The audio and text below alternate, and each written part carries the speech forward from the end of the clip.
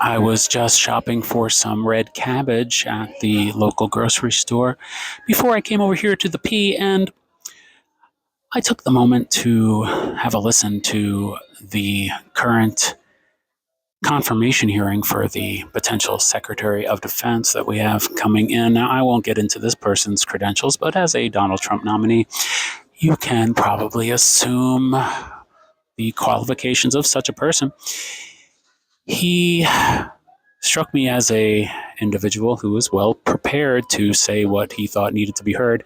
He spent quite a bit of time in his opening statement talking about how he prays every morning with his wife.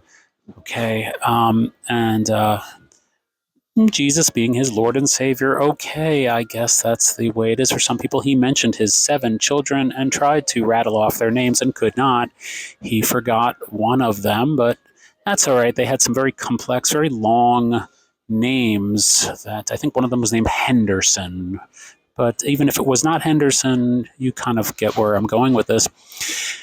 What I found exhilarating about these hearings is during his opening statement, he was interrupted not once, not twice, but 3 times by protesters who were very, very vocal and screaming and yelling before they were escorted out of the room, which was met with the rhetoric of the Republican chairman of the committee who said, "We will not tolerate this, and you will be taken out of this room. I just want to let you know that the Capitol Police will take you out of this room."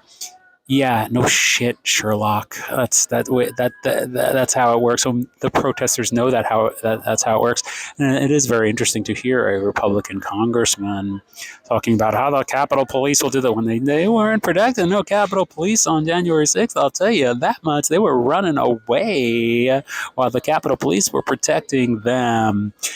And as you may or may not know, which you probably don't, because who the hell pays attention to this stuff but me, I believe it is Mike Johnson, the current Speaker of the House, that has yet to put up a plaque honoring the fallen Capitol Police from that date. And when I say fallen, a lot of people talk about like the Capitol Police that died that day. Most of the Capitol Police that died related to January 6th were not actually killed there during the day. It is more tragic, actually, as far as I'm concerned. There are several police who, as they say on this app, unalived themselves days afterwards. So the reason I find that more tragic is that gives you a clue as to how insanely traumatic that day was for them, that they could not see continuing to live after that. So, but anyway, sure, put the Fox News host. Now, he did serve in the military. I respect that. But put this 40-something-year-old Fox News host in charge of a $700 billion budget and the entire military. Go right ahead. Let's see how that works out. I know a lot of talk this week has been about the TikTok ban, and while I have talked about it too, there are a couple more thoughts that are related to what's going on with today's confirmation hearing and the upcoming inauguration of as of today, the report has been released on January 6th, about January 6th, I should say, which details in in black and white on paper, thank you, Jack Smith, the crimes of Donald Trump, and Jack Smith's qualified assertion that he would absolutely have been convicted of these crimes. So, do I think the media is going to make any sort of point of pointing out all the criminality in this report? I doubt it, because they are afraid of losing their paycheck.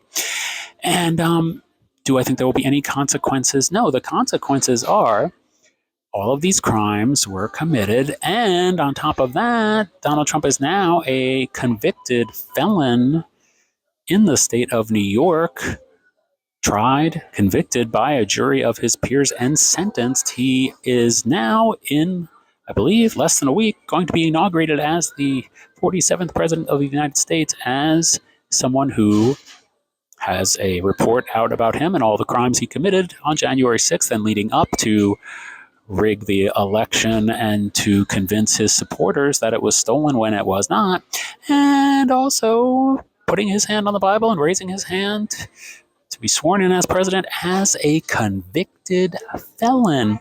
Now, look, this is life. This is the world. This is reality. This is what we have to deal with. It's here. It's here.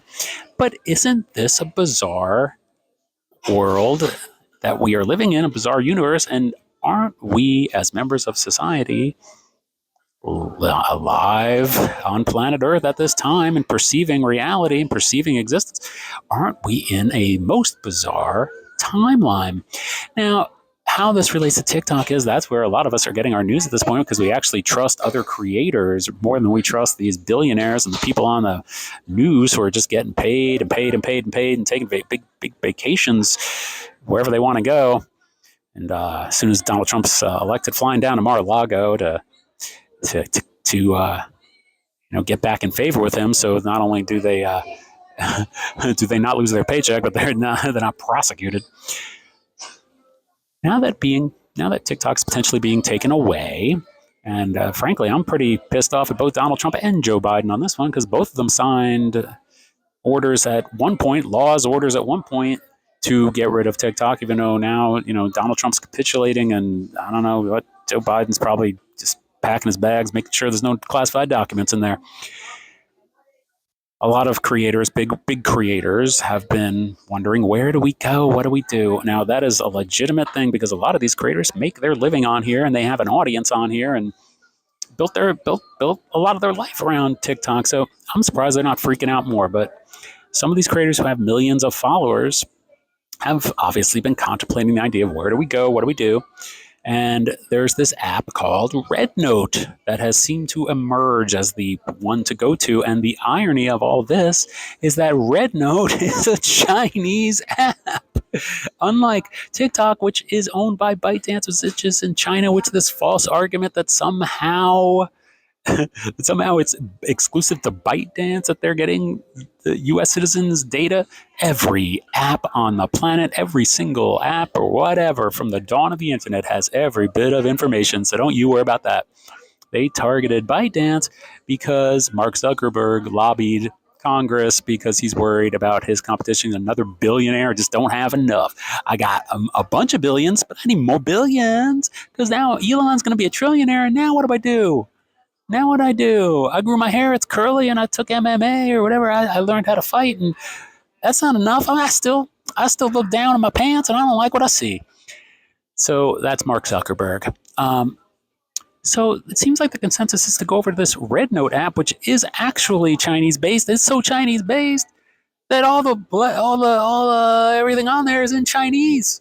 But you can figure out how to work it, so people are going over there. So I went over there. And I signed up an account. Now I got a Chinese app on my phone. I'm an early adopter-ish, so I waited a few days to see where people were going and what they were doing. And I went on this RedNote, and I'm like, why not? Why not? It's like, it's fun. It's like the emojis are different. I don't know what people are saying. I don't know what's happening. I uploaded a couple things. It got likes. It got follows. I'm like, okay, great.